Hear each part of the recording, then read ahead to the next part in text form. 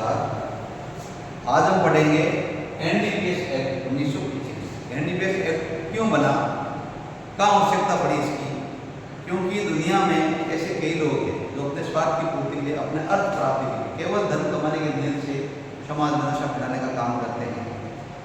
तो कई ऐसे पेड़ पौधे उगा देते हैं या मिश्रण कर देते हैं रसायन ऐसे बन के उस चीज़ का बाजार में फैला देते हैं और युवाओं ज़्यादातर इस नशे के आदि युवा हो रहे हैं। उसकी वजह से आज से नहीं, 1985 नशे की आदत तो शुरू से ही है, लेकिन जब नशा ज़्यादा फैलने लग जाता है तब वहाँ की सरकार उस समाज में शांति स्थापित करने के लिए, क्योंकि नशा एक ऐसा खतरनाक होता है कि जिसके ऐसी चीज़ें सेवन करने से आदमी को पता ही नहीं चलता वो क्या करता है। उसकी वजह से वो अपने परिवार का पालन पोषण नहीं कर सकता, अपने दैनिक कार्य नहीं कर सकता, वो एक नपुंसक जैसा, या तो नशे में ज़्यादा पागल जैसा हो जाता या शिथिल होकर पड़ जाता। इसलिए इस एक्ट की जरूरत पड़ी। एनडीपीएस एक्ट 1985 ये सेंट्रल एक्ट है, ये केंद्रीय कानून है और ये इंटरनेशनल भी है आज, क्योंकि नशा यहाँ से बाहर जाता, बाहर से इधर आता, क्योंकि स्वार्थी लोग पूरी दुनिया में भरे पड़े हैं। तो यहाँ तो अपने तो ज़्यादा राजस्थान में, हिंदुस्तान में तो अफीम है या तरह से गांजा है, लेकिन फॉरेन में तो बहुत अलग अलग चीज़ें इजाद करते रहते हैं। वहाँ के साइंटिस्ट के अलग अलग चीज़ें मिश्रण करके कुछ मिठाई अलग अलग कैसे मिला के मिश्रण रासायनिक पदार्थ, तो उनको रोकने के लिए हिंदुस्तान में ये कानून बना। एनडीपीएस शॉर्ट नाम है और फुल नाम है narcotic drugs and psychotropic substance act, यानी स्वापक औषधि एवं मन प्रभावी पदार्थ। यानी इसे नाम से पता चलता मन प्रभावी, यानी साइको हो जाता आदमी, मानसिक विकृति आ जाती है, इस नशे का सीधे मन पर प्रभाव पड़ता है, इसलिए इसका नाम ऐसे इसको एक्ट बनाना। अब सबसे पहले क्या होता है कि इस पर एक तो बहुत लंबा चौड़ा है, 53 या 83 सेक्शन है, 6 चैप्टर है, क्या है, लेकिन ज़्यादातर जो कोर्ट में या एग्जाम में कहाँ में ले जाती वो सेक्शन है 8, 15, 16, 17, 21, 27, 50 प्रोसीजर में अलग है। लेकिन सबसे पहले है धारा 8। अब इसमें क्या दे रखा है, पूरा मूल इसमें ही है, इसी में सेक्शन 2 में डेफिनेशन है, परिभाषाएं दे रखी है, कौन सी चीजें नशे की मानी जाएगी, कौन सी चीजें नहीं है, उनमें क्या क्या मिश्रण होगा वो अलग अलग कर रखा है। तो प्रतिषेध कर रखा है सेक्शन 8 में कि कोई भी व्यक्ति, यानी प्रोहिबिशन कर रखा है कि ओका के पौधे की खेती है उसके भाग का संबंधित है। कोई भी व्यक्ति, कंपनी, निगम इन चीजों का, ओका एक पेड़ पौधा होता है, उसका ना तो प्रोडक्शन करेगा, ना उगाएगा, ना उसका संग्रहण करेगा, ना आगे बढ़ाना करेगा। दूसरा अफीम पौधा या किसी कैनबिस पौधे की खेती। तो अफीम तो आम आदमी जानते ही है, एक ऐसा डोडा होता है, पेड़ होता है, लेकिन पेड़ डोडा लेते हैं, उसको चीरा देते हैं, उसका इसमें रस निकल जाता है और रस लेते वो उसका पूरा का पूरा साथ जाता है, तो वो अफीम माना। और जो बाकी बचता है वो पत्ते तृण, उसको कहते हैं, उनका पोस्ट बनता है, डोडा, उसको डोडा कहते हैं, पथरा टाइप होता है, उसमें भी नशा होता है। यानी इसका एक एक कण, इस पौधे का एक एक पत्ती, सब में नशा होता है। इसलिए पूरे का पूरा, चाहे अफीम हो, चाहे तृण हो, चाहे कुछ भी हो, उसका ना संग्रहण करेगा, ना भंडारण करेगा, अगर ना खेती करेगा, उसको इसमें धारा 8 में प्रतिषेध करेगा। दूसरी बात, ये तो आ गई इन पौधों। अगर कई चीजें ऐसी होती जो आर्टिफिशियल होती है, मनुष्य खुद बनाता है, तो वो कौन सी है? अगर उसका असर किसी स्वापक औषधि या मन प्रभावी पदार्थ का उत्पादन, अब आप किसी फैक्ट्री में करो, चाहे पौधे से बनाओ या रासायनिक मिश्रण करके बनाओ या आर्टिफिशियल बनाओ, अगर वो पदार्थ का निर्माण करेगा और उस पदार्थ का आदमी के मन पर इफेक्ट करेगा, नशा आएगा उसका सेवन करने से, तो उस चीज का ना तो उत्पादन करना है, अगर ऐसा करेगा, उत्पादन करेगा, निर्माण करेगा, कब्जा, विक्रय, क्रय, परिवहन, भंडार, उपयोग, उपभोग, कंजप्शन कुछ भी नहीं करना है। ना तो इंटरनेशनल आयात करेगा या निर्यात करेगा, भारत से बाहर या भारत के अंदर, जहाज पर, पोत पर, यान पर, किसी भी वाहन पर करेगा, तो उसको सेक्शन 8 में प्रतिबंधित किया गया है। अगर वो करेगा इस कंडीशन का, इस सेक्शन का, इस धारा का उल्लंघन करेगा तो वो एनडीपीएस के तहत दंडनीय श्रेणी में आएगा और उसको दंड दिया जाएगा। अब इसका अलग दे रखा दंड सेक्शन 15 में दे रखा है, सेक्शन 15 में अलग दे रखा है। इसका दे रखा है ओपिस्ट्रा यानी पोस्टरम, यानी जो इनके पौधों का, पत्तों का ये ओपिस्ट्रा होता है पौधा, उसका करेगा। अगर ये संग्रहण भंडार ये 3 नंबर या जो भी उसका खेती करेगा वो करेगा, तो उसमें भी अलग अलग दंड में 3 अलग अलग प्रोविजन दे रहे हैं। इसको डिवाइड कर रखा है। अल्प मात्रा यानी एक लिमिटेशन दे रही है, छोटी सी मात्रा, उससे ज्यादा करेगा अल्प से ज्यादा, लेकिन कॉमर्शियल से कम होगी और अल्प से थोड़ी ज्यादा होगी, और एक होगा कॉमर्शियल।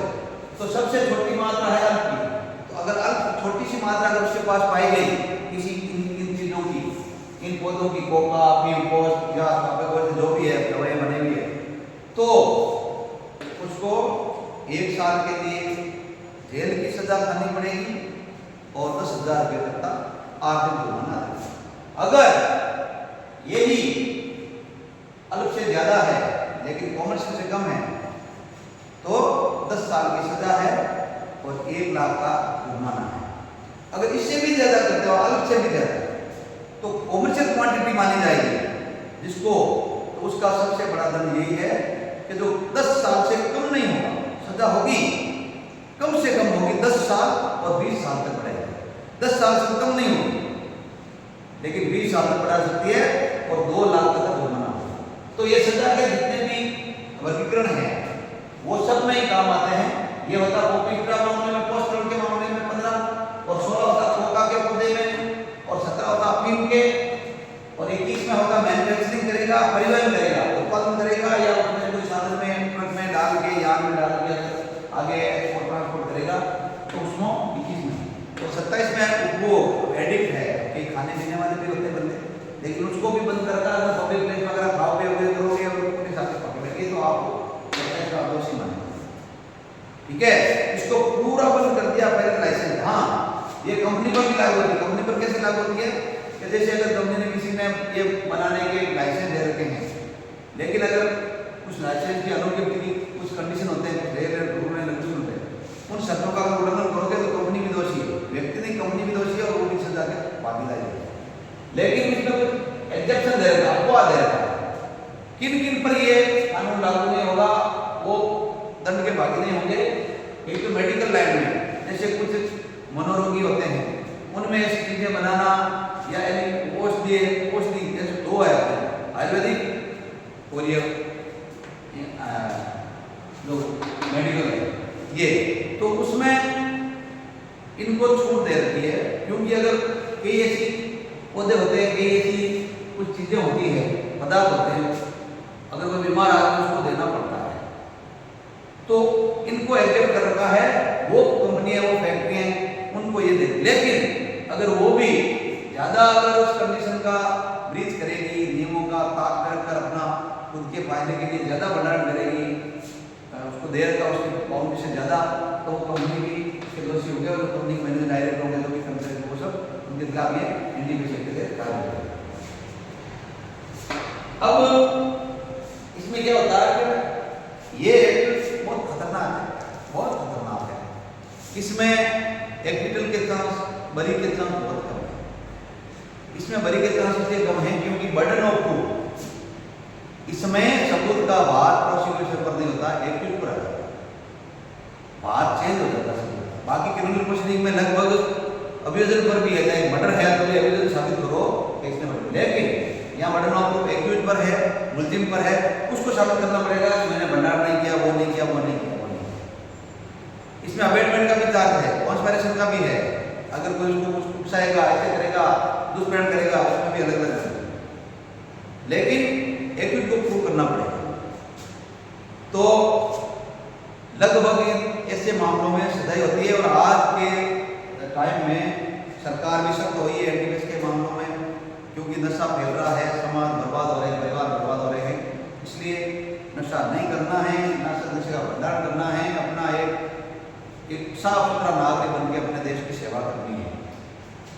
तो इसमें भी क्या होता है, कई मामलों में एक्विटल किया है, कई मामलों में एक्विटल किया क्योंकि बरामदगी कर लेते हैं। इसमें पुलिस को बहुत लाभ होता है, इसमें अनुसंधान में पुलिस खुद ही परिवादी बन जाती है। इसमें किसी को एफआईआर दर्ज करने नहीं, पुलिस को अगर छोटी सी हल्की सी भनक लग जाए तो इनको वारंट लेने की, सर्च वारंट लेने की, तलाशी लेने की जरूरत नहीं है। उनको पता चलता है कि फला घर में या फला गाड़ी में कुछ माल है, इधर उधर लिया जा रहा है या बेचा जा रहा है, तो हाथों हाथ पुलिस की सूचना से उस घर में जा सकती है बिना किसी सर्च वारंट के, बिना किसी तलाशी के। और अगर दरवाजा बंद कर दिया तो उसको तोड़ने का भी राइट दे रखा है पुलिस को इस एक्ट में, मतलब पुलिस को बहुत लाभ दे रहा है। लेकिन कुछ बाउंड्री पुलिस पर कर रखी है, आयु पर कर रखी है, अनुसंधान अधिकारी की ड्यूटी बनती है। सेक्शन 50 ये बहुत महत्वपूर्ण सेक्शन है। महत्वपूर्ण सेक्शन एक ये है, 8 है, 15, 16, 17, 21, 27 ये है। लेकिन सबसे महत्वपूर्ण चीज होती है वो है सेक्शन 50। सेक्शन 50 में क्या दिया गया है कि बरामदगी से पहले उसको नोटिस दिया जाएगा, इसको जो मुलजिम है, और उससे पूछा जाएगा कि तुम तलाशी दिलवाना था। तो इस अगर सेक्शन 50 का ये मैंडेटरी प्रोविजन है, इसको फॉलो करना जरूरी है, तो वो कहेगा कि मुझे मजिस्ट्रेट के समक्ष या गजेटेड ऑफिसर में वो पालना की जाए। अगर इसमें 50 की विधिवत पालना नहीं की गई है तो सुप्रीम कोर्ट ने कई जजमेंट में कंसीडर किया है कि अगर ऐसे मामलों की सेक्शन 50 की पालना नहीं की गई है, अगर इसकी कंप्लायंस नहीं की गई है, 50 की कंप्लायंस नॉन कंप्लायंस है, तो वो मुलजिम एलिजिबल होगा। और उससे जो आपने रिकवरी की है, चाहे कितना कुछ भी किया, डोडा और थर्मल जो भी सीएनडीपीएस में जो प्रोहिबिशन दे रखा सेक्शन 8 में, वो रिकवरी अवैध मानी जाएगी और मुलजिम एलिजिबल होगा। तो ऐसी सूरत में एनडीपीएस एक्ट में सेक्शन 8 इस पर लगभग सवाल आते हैं। सेक्शन 15 ये है प्रोहिबिशन और पनिशमेंट रहेगा 12, 15, 16, 17 ऐसे। तो ये जरूरी है इनको डील किया। और प्रोसेस में लगभग कोर्ट में भी यही ज्यादातर सेक्शन काम आती है, और सेक्शन 50। और वैसे ये स्पेशल एक्ट है, सेंट्रल का एक्ट है, इसके लिए स्पेशल कोर्ट होता है, एनडीपीएस कोर्ट स्पेशल होता है, और उसमें जो पीटरसन अधिकारी को सेशन के पावर होते हैं, वहाँ लोक अभियोजन सेशन के समकक्ष होते हैं।